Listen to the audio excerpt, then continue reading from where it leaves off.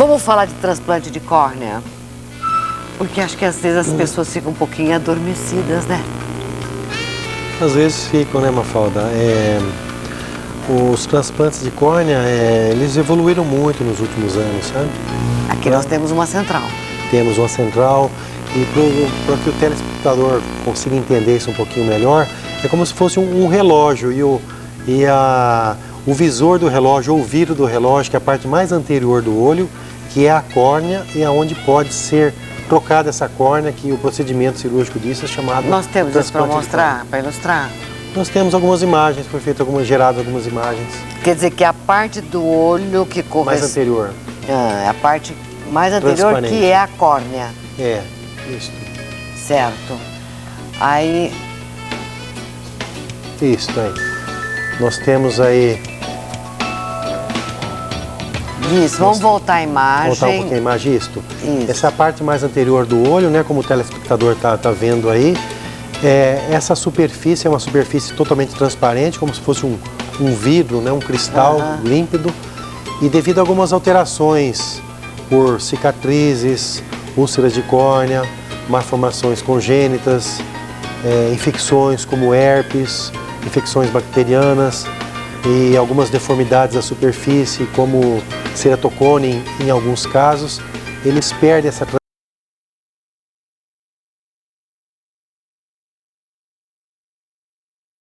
transparência e há uma necessidade da substituição dessa superfície para que haja uma melhora da visão do paciente. Certo, aí é que vai ser feito o transplante. Feito o transplante de córnea. Poderia avançar o segundo isto.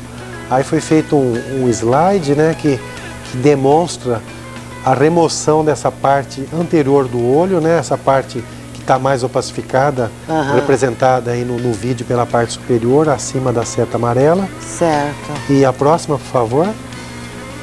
Aí já é a introdução de uma córnea já de um doador de cadáver, no caso, né? Certo. E está sendo encaixada onde foi aberto aquele orifício, né, que tirou a parte central opaca do olho. E num terceiro momento, a próxima, por favor, já existe uma colocação da córnea no seu devido lugar e dados pontinhos ao redor, né, Mafalda? Daria pra gente falar que é um ato simples cirúrgico? Não, não é um ato simples cirúrgico, sabe? Essa foto que vocês estão vendo aí é um paciente que foi operado, já tem 20 dias de operado, sabe? E pode ver que não muda a coloração dos olhos nem nada, só troca mesmo a parte anterior dos olhos.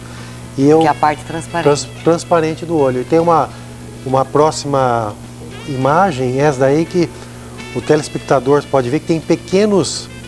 É como se fosse uma costura na cicatriz, sabe? Certo. Existe uns fios de sutura muito finos, sabe, Mafalda? Para que haja um procedimento cirúrgico bastante seguro e de uma forma que não dá uma rejeição muito grande nesses pacientes. Esse fio que foi usado é um fio de sutura chamado 10 zeros, né? Um fio que é aproximadamente 4 vezes mais fino que um fio de cabelo, sabe? Nossa! E isso faz com que o procedimento, através hoje de técnicas cirúrgicas avançadas, com avanço da tecnologia, de microscópicos de alta resolução, a gente nos permite fazer uma sutura muito bem coaptada, muito bem juntadinha, com uma riqueza de detalhes anatômicos para você preservar a estrutura da córnea que está sendo transplantada. Hoje não precisa mais o doador ter autorizado. Se a família autorizar, está pronto, né? Sem problema nenhum o transplante. Isso é assim, mesmo que a pessoa que faleceu tinha a intenção de doar, sempre é pedido para a família. Mesmo que a pessoa tenha manifestado a sua vontade em vida, a gente sempre, o serviço social no caso, sempre interpela a família para ir solicitando essas doações, sabe? E o transplante de córnea dos transplantes de tecidos, é o transplante mais efetivo que nós temos, não só no Brasil, no mundo todo, sabe? Porque a córnea é uma estrutura que não tem vasos sanguíneos. Então a possibilidade de rejeição é muito pequena, você está me entendendo? Isso nos permite realizar um um número grande de transplantes, mesmo que não tenha feito exames sanguíneos de biocompatibilidade, sabe? Como é feito com o rim, como é feito com o fígado, sabe? Isso é bastante Em que interessante. situações se faz o transplante de córnea? Nas situações em que perde a transparência da córnea e a visão cai bastante. Certo. Né? Úlceras de córnea, como eu já falei anteriormente, herpes, Certo. malformações congênitas, acidentes, né? De repente alguém trabalha com ácido, cai nos olhos, né? Estilhaço, ceratocone em alguns casos, né? Quer dizer, aquele que tem uma cegueira nata, nesse daí não tem como. Isso daí já é um pouquinho diferente. Se Certo. é uma cegueira que há uma perda da transparência da córnea desde criança, ao nascimento, algumas malformações congênitas, essa criança tem que ser submetida na primeira infância já no transplante, né? No primeiro ano de vida. Agora, o procedimento para conseguir uma córnea, que as pessoas ficam na fila esperando.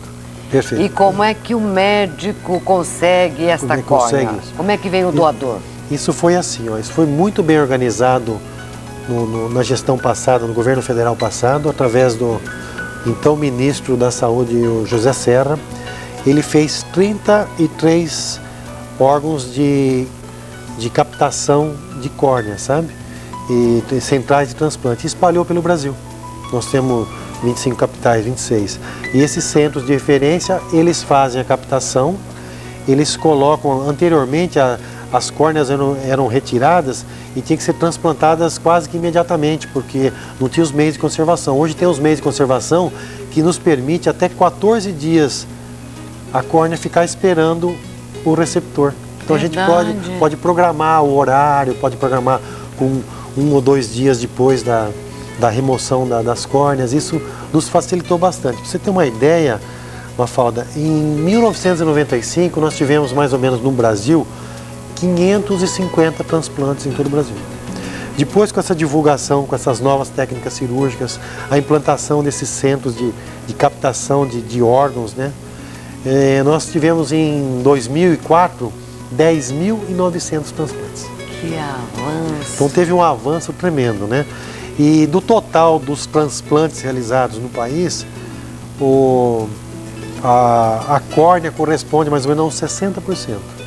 Porque é mais fácil você manipular esse tecido que não tem uma irrigação contínua.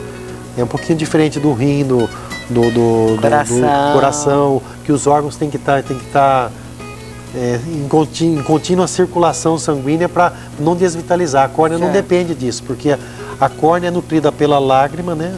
A oxigenação e os nutrientes é dado pela lágrima e pelo líquido interno do olho. Não tem muita relação com os vasos sanguíneos.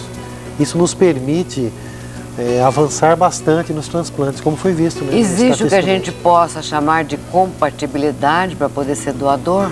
Não existe né? isso. A única coisa que existe é uma retirada de uma córnea com uma córnea saudável, né? Mas depois de retirada elas são examinadas em fluxo laminar, contagem de células, para que você tenha um procedimento e você possa transplantar uma córnea sadia, né? Nós temos aqui em Londrina 4 centros transplantadores, né? Que são o Hospital Universitário, nós temos o Hospital de Olhos, o Hospital Evangélico e a Santa Casa. Esses 4 hospitais estão aptos a realizar os transplantes de córnea, né? E as captações são feitas através de equipes desses diferentes hospitais, uns com uma maior ou menor atuação, né? E passam essas córneas para o central de transplante e existe uma lista única, sabe? É muito interessante isso. Tá. É uma lista única. Se você precisa de um transplante, o seu médico oftalmologista vai te inscrever você e se eu for no outro dia eu vou ficar numa posição abaixo da sua, sabe? Independente de raça, credo, de poder econômico ou de favores, né? Ou de alguns profissionais, de ter algum privilégio. Isso acabou com isso. Isso foi ótimo, sabe? Aliás, em Londrina nunca teve isso, sabe? Inclusive o paciente pode até saber que lugar que ele está na fila. É muito interessante. E em breve ainda a Central de Transplante aqui vai disponibilizar isso na internet, sabe? Para que os pacientes realmente saibam que não... Se sabe que número que eles estão, se alguém está cortando a fila, não está cortando não. O pessoal da Central de Transplante aqui, que é ligado